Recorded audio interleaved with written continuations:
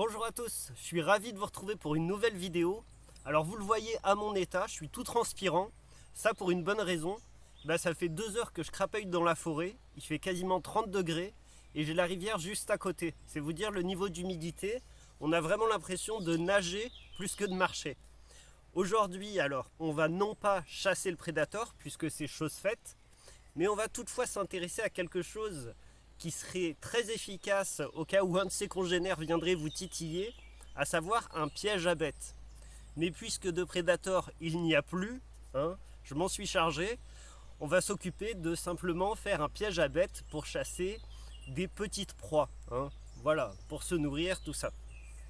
Attention, attention, je le sais, et vous vous en doutez, avertissement. Ouais, ça devient casse-couille, je sais, de devoir faire ces avertissements à chaque fois, comme je l'avais fait pour les vidéos où je parlais de la pêche, comme je l'ai fait la dernière fois pour le piège de pêche aussi, pour le piège à poisson. Mais bon, qu'est-ce que vous voulez? Vous connaissez ce pays, on n'a pas le droit de faire grand-chose, du moins dans nos disciplines, dans ce domaine qui nous intéresse. Donc je suis quand même obligé, si je veux pas avoir de problème un jour ou l'autre, de refaire cet avertissement. Ce que je vais vous montrer là, c'est interdit. On n'a pas le droit de faire des pièges à bêtes comme ça. Mais partons du principe, encore une fois, qu'on parle de survie, qu'on parle d'un jour où potentiellement vous êtes perdu, que vous n'avez pas de nourriture, que vous êtes sur le point de crever. C'est dans ce cas-là et dans ce cadre-là que je parle de ça, que je montre ce piège et que j'explique comment faire. Encore une fois, c'est interdit, on le sait. Merci. Alors, comme pour le piège à poisson, poser un piège, c'est surtout une question d'emplacement. Et vous savez, les animaux sauvages, ils ont beau être sauvages, ils partagent quelque chose de commun avec nous, c'est qu'ils préfèrent se faciliter la vie. Donc là, je vais vous proposer aujourd'hui de créer un piège, par exemple, pour attraper des faisans, des lapins, des petites bestioles, ok? Et dites-vous bien qu'un faisan, un lapin ou tout autre petit animal préférera comme nous se faciliter la vie en passant dans un chemin comme ça, qui n'est pas vraiment un chemin, mais vous voyez, dans un endroit dégagé, que là-dedans. D'accord? C'est question de facilité. Et les animaux, en vérité, ne sont faits que de ça.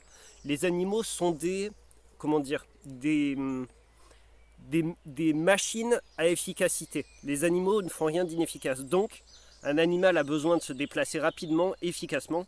Donc voilà, un faisan ou un lapin passera ici, plutôt que là.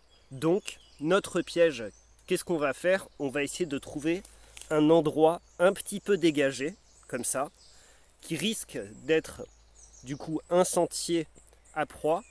Et surtout, deuxième chose très importante pour l'emplacement, il va nous falloir au-dessus de nous, comme pour le piège à poisson, oula, attendez, hop, petit problème de portable, il va nous falloir une branche, trouver une branche au-dessus du chemin qui puisse créer une tension. Voilà, qui puisse créer une tension.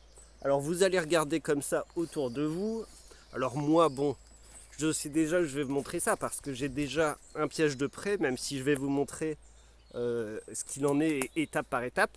Voilà, je vais trouver une branche comme ça, regardez, qui peut créer une tension quand je la tire. Vous voyez? Hop, tac.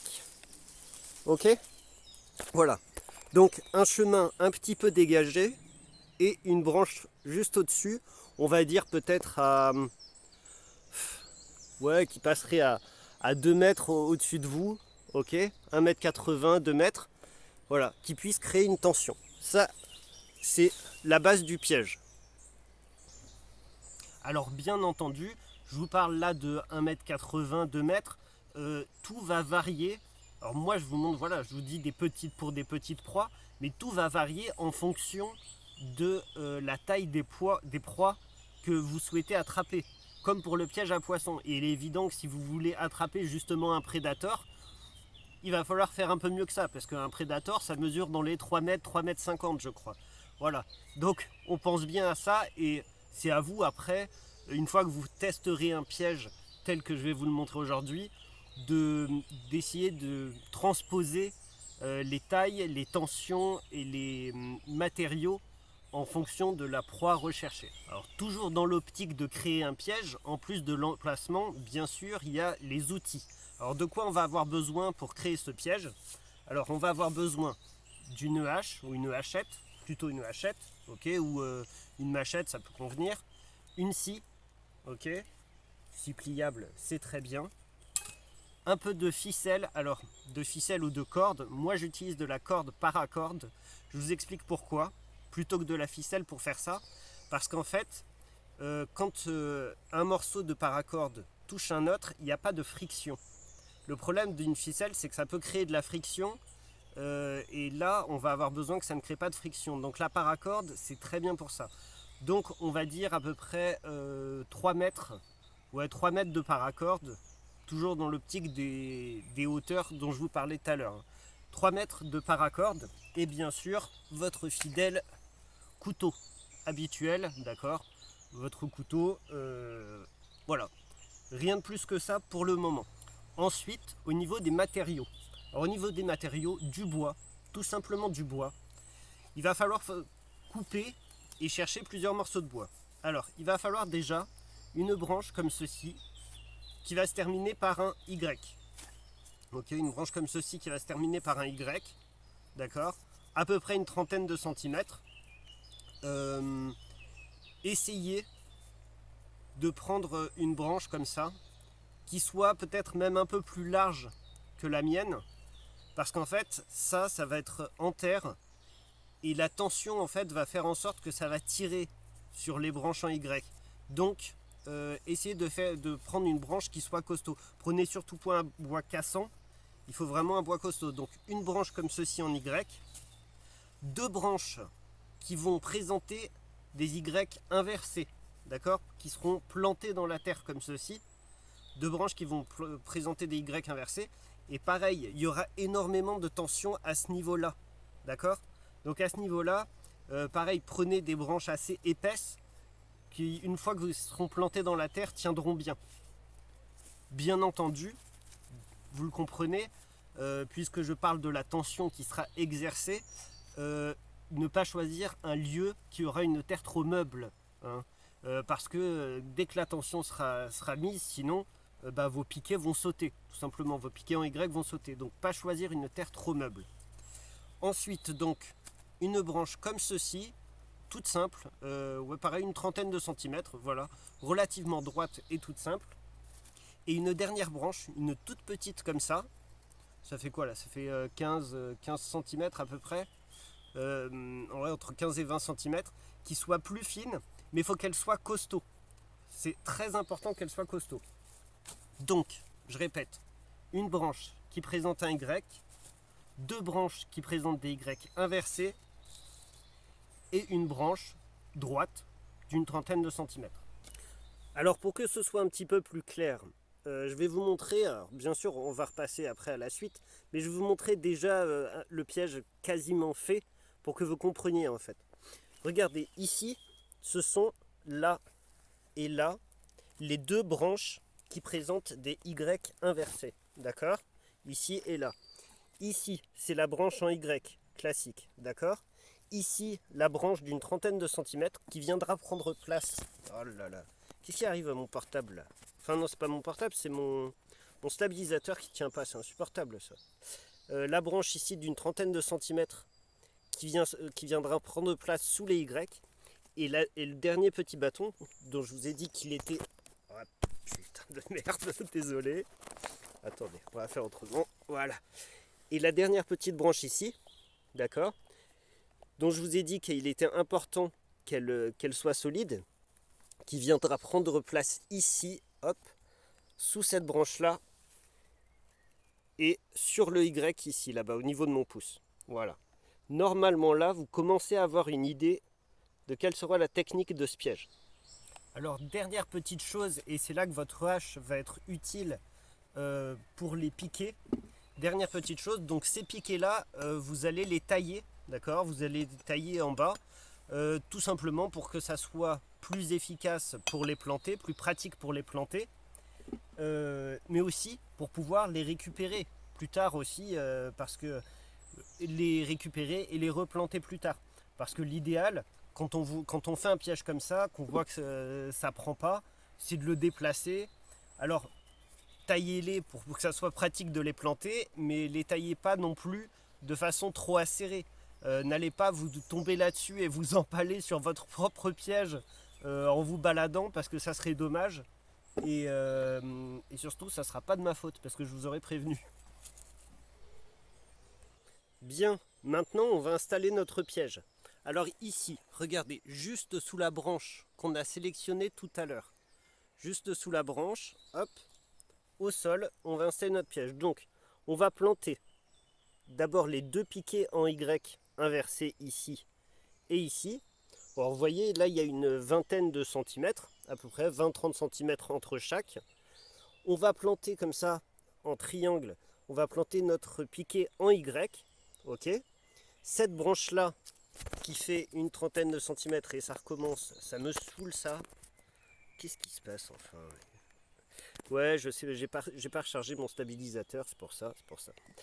Cette branche-là, on la place en dessous pour le moment, elle reste comme ça, ok. Et surtout, on va commencer là, regardez ici, j'ai accroché ma corde, tac, à la branche. Voilà, hop, ce nœud-là ne le prenez pas en compte. La branche qui descend, tac, ici, hop, jusqu'au petit bâton, le dernier petit bâton, rappelez-vous, tac, ici, d'accord?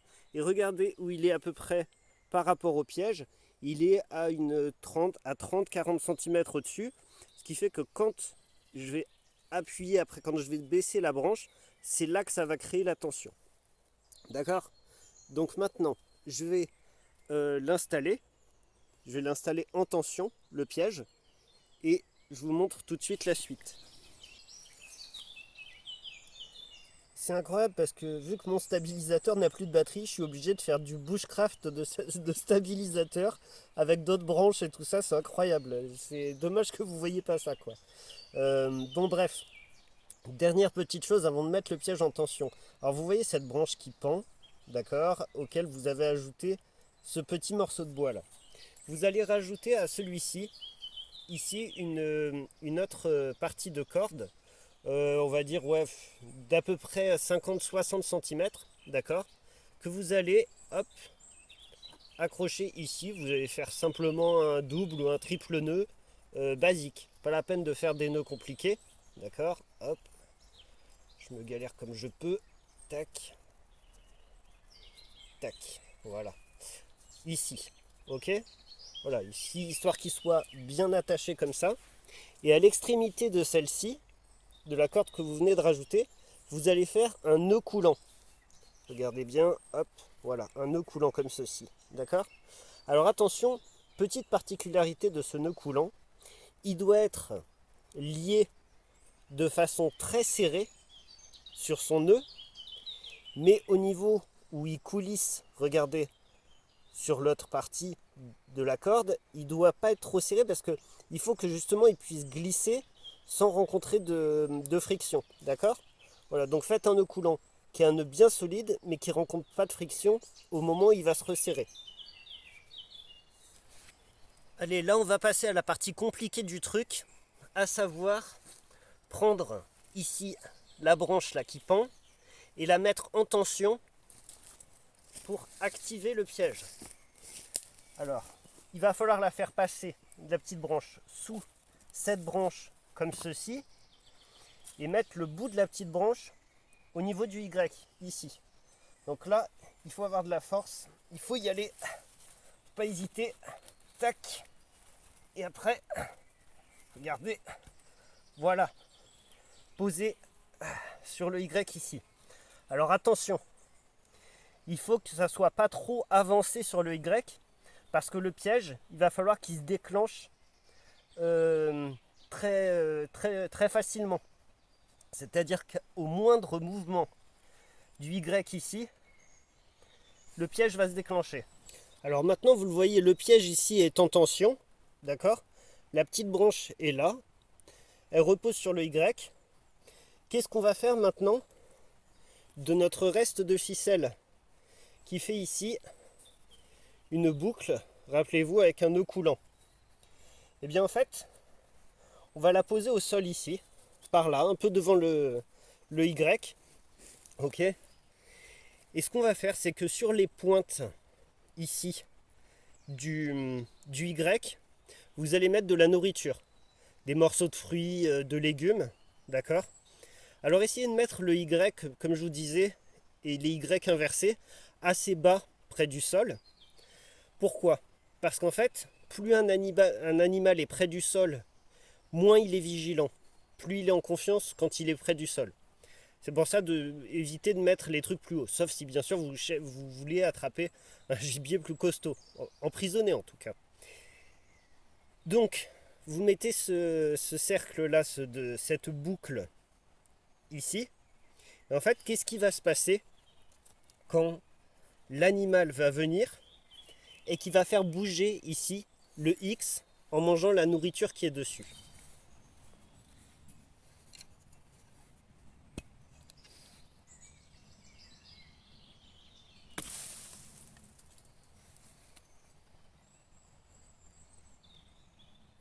Voilà, vous le voyez, en fait, le nœud s'est resserré autour de la potentielle patte de l'animal.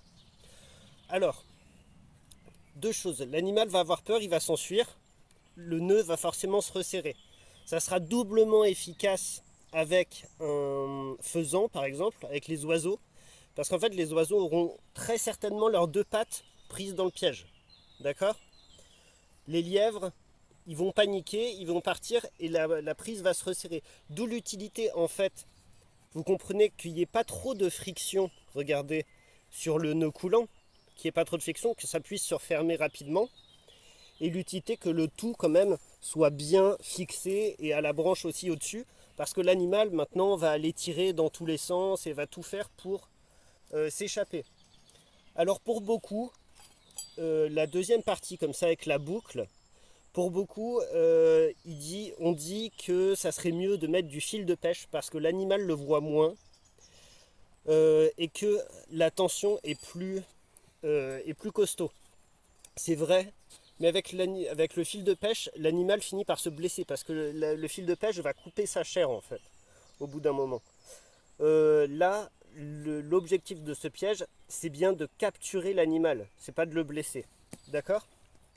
Et il y a une dernière petite chose importante concernant ce piège.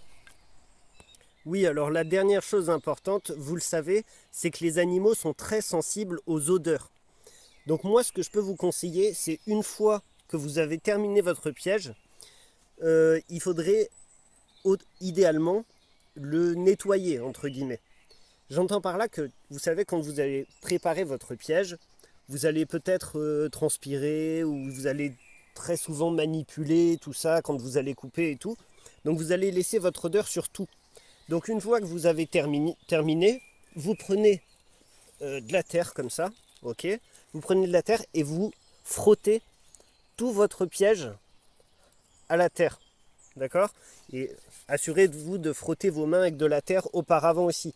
Alors, c'est pas dit que l'animal ne sente pas qu'il y a un danger, mais ça évitera au maximum de laisser vos odeurs et ça rendra le tout un peu plus, comment dire, un peu plus inoffensif, je sais pas, ou quelque chose comme ça, inoffensif ou merde, je trouve pas les mots. Ouais, enfin, ça rendra le tout plus naturel pour l'animal en tout cas. Voilà, c'est une chose à penser, c'est un détail, mais ça me semble avoir son importance. Deux petites choses supplémentaires. Alors on pourrait, on le voit parfois, on pourrait ajouter à la branche qui est en tension une petite clochette. Alors ça se voit parfois, j'ai vu des gens faire ça. C'est vraiment au cas où tu attends à côté du piège et que voilà, la clochette se déclenche, ça veut dire qu'il y a quelque chose.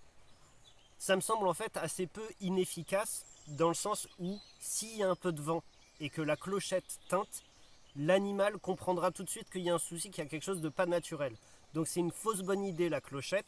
Le mieux, c'est de faire comme on fait avec les collets classiques, en fait, d'aller les relever une fois, voire deux fois par jour, aller regarder sur le terrain ce qu'il en est s'il y a une proie, quoi. Voilà, il vaut mieux investir de son temps et de son mouvement plutôt que de patienter à côté, parce qu'en plus si vous patientez à côté que la cloche teinte, l'animal peut vous sentir, donc ça va rendre déjà votre piège inefficace avant même que l'animal s'en approche. Deuxième chose, je dis bien que c'est un piège pour capturer des animaux. C'est pas un piège qui a vocation de blesser ou de tuer un animal, mais la capture, ça peut être très intéressant. Parce qu'en fait, capturer un animal comme ça Ça peut vous permettre, par exemple, de capturer, je parlais des faisans, des lièvres, de les capturer, de les garder et après d'en faire élevage ou par exemple un faisan, de le faire grossir jusqu'à ce qu'il soit plus dodu pour le manger. Donc voilà, c'est vraiment un piège à vocation de capture. Donc voilà, ça me semble assez intéressant. Euh, et puis, vous le voyez, c'est assez facile à faire. Il y a un petit côté technique à prendre, surtout au niveau de la tension et de la mise en place finale du piège. Vous l'avez vu.